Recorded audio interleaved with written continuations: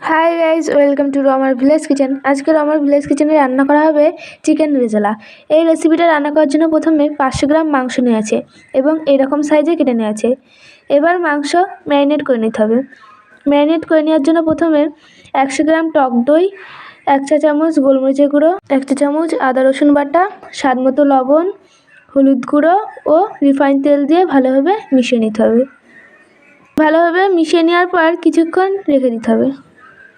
এবার রেজালার ভাজা মশলাটা তৈরি করে নিতে হবে। ভাজা মশলা তৈরি করার জন্য প্রথমে একটা প্যানে মৌরি, ধনে, জিরে, জয়িত্রী ও এলাচ দিয়ে ভালোভাবে ভেজে নিয়ে গুঁড়ো করে নিতে হবে। এবার পোস্ত ও কাজু বাদাম বেটে নিতে হবে। পোস্ত ও কাজু বাদাম বাটা হয়ে গেলে এবার পেঁয়াজ বেটে নিতে হবে। পেঁয়াজ বাটা হয়ে গেলে একটা কড়াইতে রিফাইন তেল দিয়ে তেল গরম করে নিয়ে তাতে দারুচিনি ও শুকনো লঙ্কা ফোড়ন দিয়ে পেঁয়াজ বাটা দিয়ে ভালোভাবে ভেজে নিতে হবে। পেঁয়াজ ভালোভাবে ভেজে নেওয়ার পর তাতে 1 চা চামচ আদা রসুন বাটা দিয়ে ভালোভাবে মশলা বাদামি করে ভেজে নিতে হবে। তারপর আগে থেকে ম্যারিনেট করে রাখা মাংস দিয়ে ভালোভাবে নাড়াচাড়া করে নিতে হবে।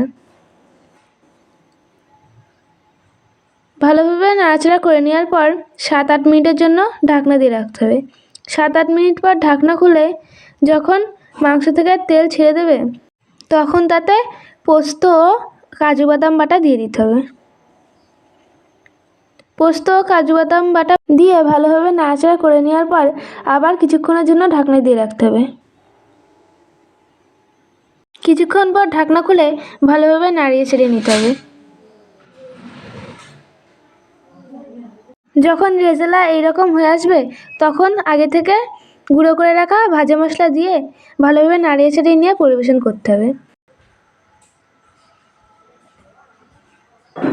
রেজালা লুচি, পোলাও ও ফ্রায়েড রাইসের সাথে বেশি ভালো লাগে। এখানে ফ্রায়েড রাইসের সাথে পরিবেশন করা হয়েছে।